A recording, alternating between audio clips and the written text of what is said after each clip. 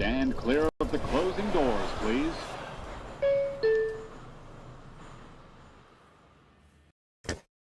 Wow. Okay.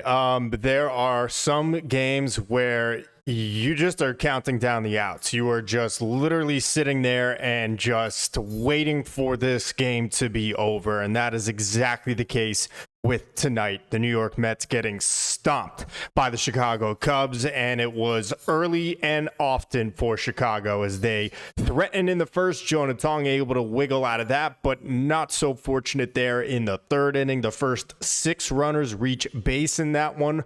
Base hit after base hit after base hit, walks, and it would spell the end of his night early as Tong lasts just 2 innings plus gets charged with 5 runs. The Mets are going to Richard Lovelady here in game 158 of the season, a guy that has been designated for assignment twice. He would give up a home run. The Mets look lifeless at the plate. I mean, they don't get their first hit until the 5th inning, and despite a home run from Francisco Alvarez, his second in as many days to make it 6-2, it really didn't feel like the Mets were going to have another comeback in them like they did last night, especially because it was the very next half inning where the Mets continued to implode. 2-out throwing error from Mark Vientos allows a run to score to make it 7-2, and at that point, okay, they're definitely not coming back to win. But to add insult to injury, the Mets have another embarrassing play on defense as Pete Crow Armstrong takes third on a wild pitch. Clay Holmes is just asleep on the mound, and PCA comes all the way around to score from second on a wild pitch.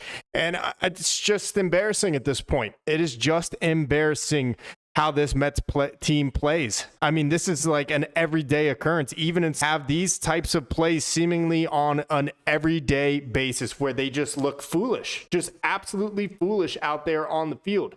And so, yes, the Cincinnati Reds end up losing their game today. That is obviously good for the Mets, but I see Mets fans going around all over Twitter, all over different websites and whatnot, celebrating, wanting to throw the Pittsburgh Pirates to maintain their 1-game lead now. You also have to worry about Arizona. Yes, they are playing. They are losers at the moment, 3-1. But how could you really beat out this Mets team? I mean, for all the good that they did, but how could you really beat out this Mets team? I mean, for all the good that they did yesterday, come back from down 6-1, and to look the way that they did today, to get shut down by Matthew Boyd, who has been, to be honest, awful in the second half this year. And to come out today, Jonah Tong just did not have from the jump. I mean, just absolutely no command. He is actually a man. Both of them get out, like I said, play by home, not home play on a game for the Mets here tonight. Coming off of yesterday, which was one of the better wins that they've had all season. And that is this team pretty much all of 2025.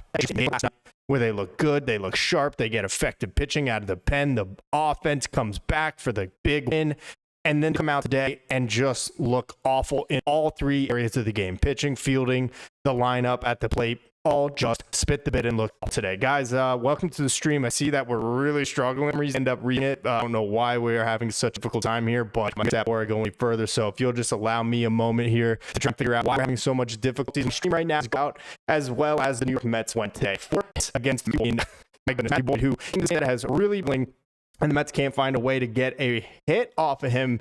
Finally, until the 5th inning there, when they're already trailing 6-0 in this game. Obviously, yes, you get the Alvarez home run to inch a little bit closer, and then you give both of those